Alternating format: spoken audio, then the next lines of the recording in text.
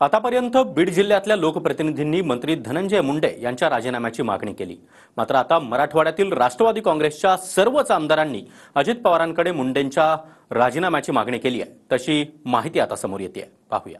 धनंजय मुंडे मंत्रिमंडळामध्ये असल्यास या केसमध्ये कोणालाही न्यायाची अपेक्षा नाही। आरोपीला फाशी होत नाही तोपर्यंत त्यांचं मंत्रिपद काढून घ्यावं। अजित पवारांच्या राष्ट्रवादीचे आमदार प्रकाश सोळंके यांनी मंत्री धनंजय मुंडेंचा राजीनामा जाहीरपणे मागितलाय। पण फक्त सोळंकेच नाही तर मराठवाड्यातील अजितदादांच्या सर्वच आमदारांनी धनंजय मुंडेंच्या राजीनाम्याची मागणी केल्याचं सूत्रांकडून कळतंय।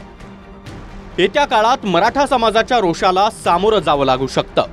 तसंच एकाधिकारशाही मोडीत काढण्यासाठी मुंडेंचा राजीनामा घ्यावा अशी मागणी अजित पवारांकडे करण्यात आल्याचं समजतंय। ही दुर्दैवी घटना आहे। आरोपींना फाशीची शिक्षा होईपर्यंत धनंजय मुंडेंना मंत्रिपदावरून दूर करावं आणि या बीड जिल्ह्याचं पालकमंत्रीपद मुख्यमंत्री किंवा उपमुख्यमंत्री यांनी स्वतः घ्यावं, जेणेकरून या बीड जिल्ह्यामध्ये जी काही गुंडगिरी आहे, अवैध धंद्याचं थैमान आहे, कुठंतरी याला जर याची पाळंमुळं जर खणून काढायची असतील तर एक कणखर माणूस बीड जिल्ह्याचा पालकमंत्री झाला पाहिजे, ही आमची स्पष्ट आणि स्वच्छ भूमिका आहे। आमचा राजीनामा मी मागतोच आहोत आणि मला कौतुक वाटतंय। मी अभिनंदन करीन अजितदादांच्या आमदारांचं जर त्यांनी अशी मागणी केली असेल तर। राजकारणात अशाही बाजू कधी कधी घ्याव्या लागतात।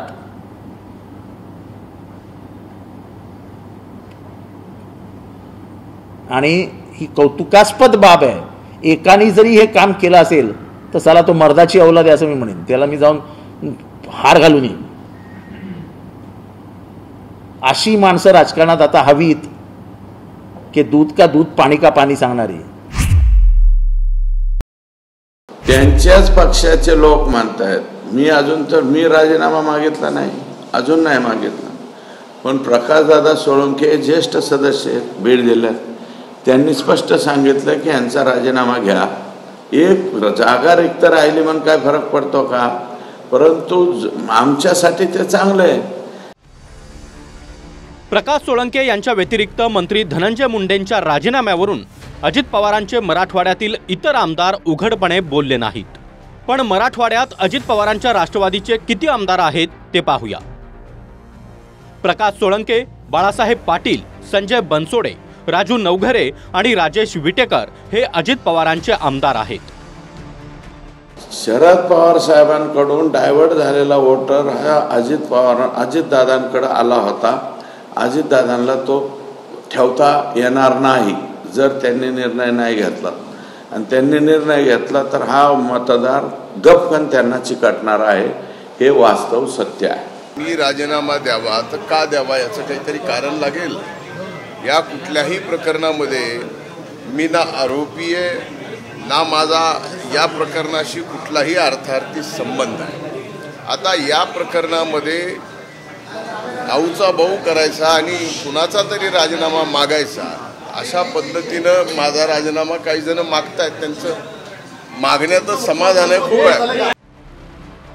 एक दिवस आधीच भाजपचे मंत्री राधाकृष्ण विखे पाटील यांनी देखील SITचा अहवाल आल्यावर पुढचा निर्णय होईल असे संकेत दिलेत। तर चौकशीतून सत्य बाहेर येईल त्यानंतरच पुढचा विषय होईल असं तटकरे यांनी म्हटलंय। धनंजय मुंडेंना राजीनामा देणं अपेक्षित आहे का सर? एवढे आरोप होतात। SITची चौकशी अहवाल येऊ दे, मग निर्णय होईल। या तिन्ही पातळीवरती चौकशीचं काम शीघ्र गतीने तपासाचं त्या ठिकाणी सुरू आहे।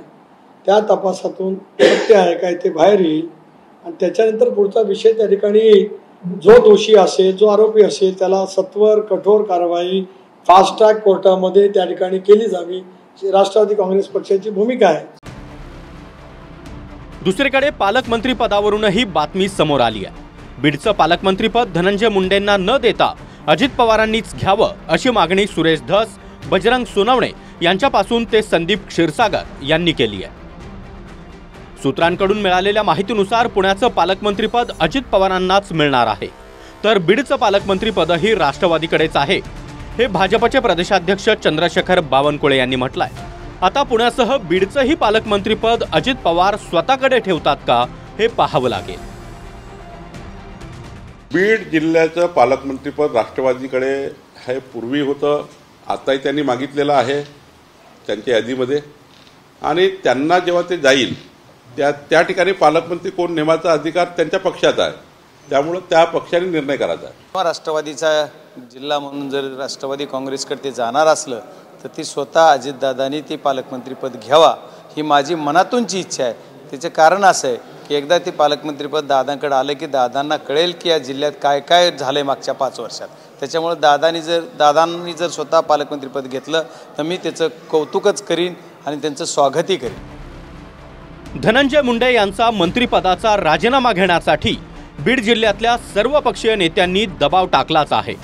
आता बीडच्या पालकमंत्री पदावरूनही धनंजय मुंडेंना दूर ठेवलं जातं का हे पुढच्या 2 ते 3 दिवसातच स्पष्ट होईल. कृष्णा सोनारवाडकरसह महेंद्र मुधोळकर, TV9 मराठी, बीड.